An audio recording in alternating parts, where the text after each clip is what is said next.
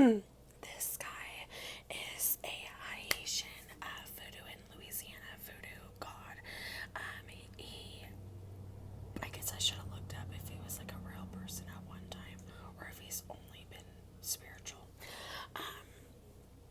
But he serves between God and humanity. He stands at the spiritual crossroads, so he'll wait for you at the crossroads. Now,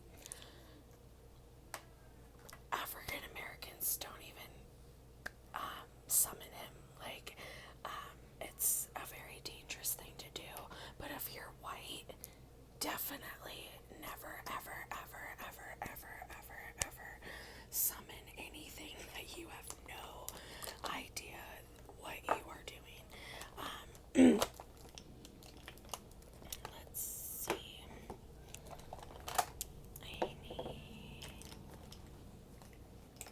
So I'm gonna add some of this first, real quick.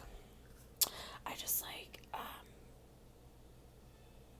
kind of going through the American Horror Story characters that, well, American Horror Story didn't create the characters, but they were already characters in real life.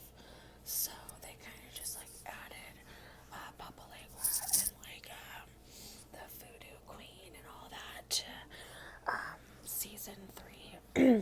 Papa Legba also was in season 8, I do believe. Yeah, and we'll get into that in a minute. This is not something you want to fuck with, and I'll kind of get into that in a minute. But he waits at the crossroads, and well, he doesn't really wait, but he'll be like summoned there, and gives or denies permission to speak with the spirits, and he is believed to speak all languages. So yeah. He usually appears as like an old man on a crutch or has like a cane, and he's like wearing a broad brimmed straw hat. I got some elf mint milk. My kids are outside right now, but I forgot to turn off the TV in the room, so you might be able to hear that. Let's get some primer up on this bitch.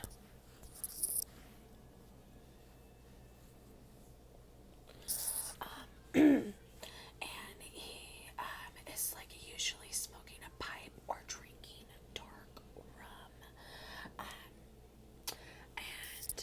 if you ever like offer him anything, he wants his offerings to be candy, which I find that so cute.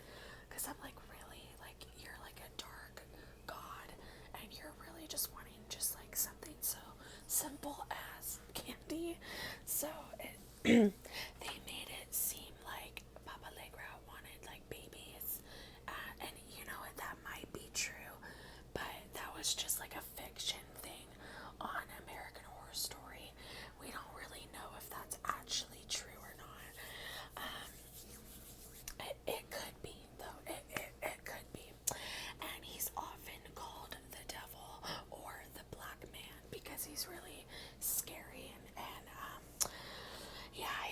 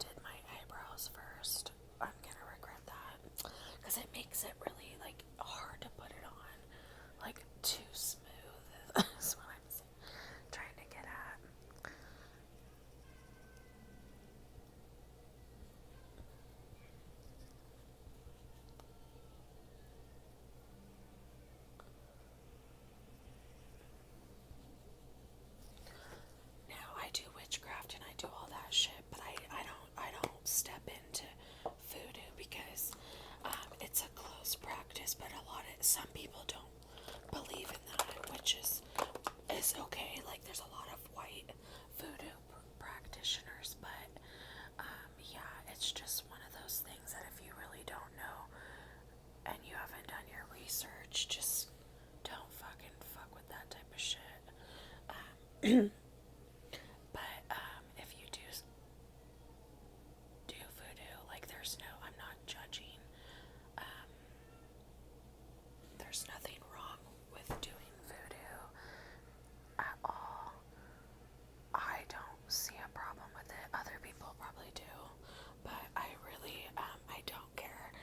I don't judge people. I really don't. I believe everybody deserves to, like, I mean, we only live one time, and we don't even live for that long. Like, do as you fucking please in this world.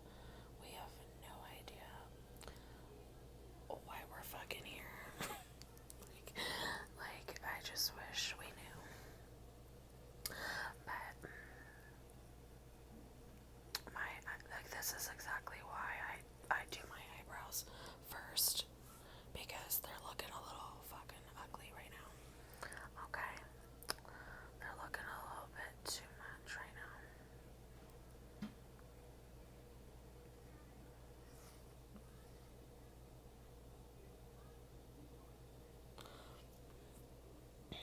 Looking a little thick, Okay, so let me get into this real quick about the girl that summoned him like a dumbass. Virginia teen dies after, and she was only 19 years old, after summoning the ancient Haitian voodoo god. Cat Reston, a Wiccan, decided to hex her black ex-girlfriend, but also tried summoning Papa Legba, despite warnings to not. A few weeks later, she mysteriously drowned in her bathtub. They warned this girl many times. Okay, she went to voodoo practitioners, and they straight up told her the truth. You know, you're a white woman. Kate was white and was warned many times by practitioners of voodoo that it was very dangerous to work with Papa Legba. And not only that, but it's because she's white. She's white. You're white. And also voodoo, since she is a white woman who was inexperienced but also has no lineage, whatever, of ancestors who practice this magic, she ended up making contact, which was not Papa Legba, it was Baron. Others who had tried contacting Papa got told it was Baron. And Baron's like another, like, ancient god as well. You can look him up. You just, like, really gotta be careful when you're doing shit like that. You just shouldn't do it at all, actually. Because then, look at you, now you're dead. And it was probably a really horrific death, because she was trying to do harm on her black ex-girlfriend, and our ancestors from voodoo don't like racist white people, and they would probably consider that, like, she's doing it to be like a racist, evil, like, they're never gonna go against their own color, ever. They would go against white people for sure. But I'm not saying that's exactly what they're doing. I'm just saying that this ancient god would never help this white woman. He probably helped the black woman to keep her safe from this bitch trying to fucking hex her. Now, I'm not saying she deserved to die. I'm not saying that.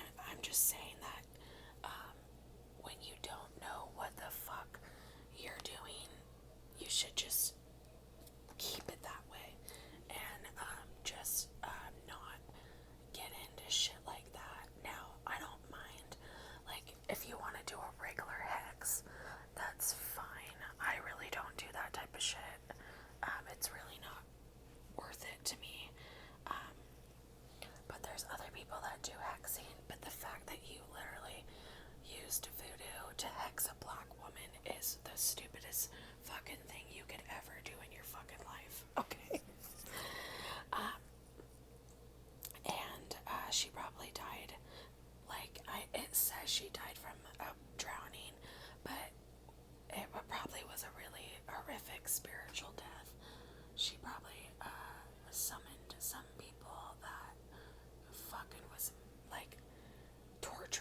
like in a different dimension, if that makes sense. Like only shit she could see. Like does that make sense? Yeah, don't ever. Now there's a lot of white people that are in voodoo, and that's fine because that means you did enough research and you asked for permission to to use their religion and culture and shit. But it's just some people just don't want to step over that stone, and I'm that type of person where I would never step over the limit. I'm a witch, and I'll say that to everybody. Like, I'm a witch, and I totally respect voodoo and all that shit. I find it very interesting and beautiful, in my opinion. I don't get scared by it either. I think it's very beautiful, and a lot of hard work was put into that voodoo, because back then they had to create their own spells. They didn't have books. And they were being a lot of slavery was happening back then. Very disturbing shit. And that was like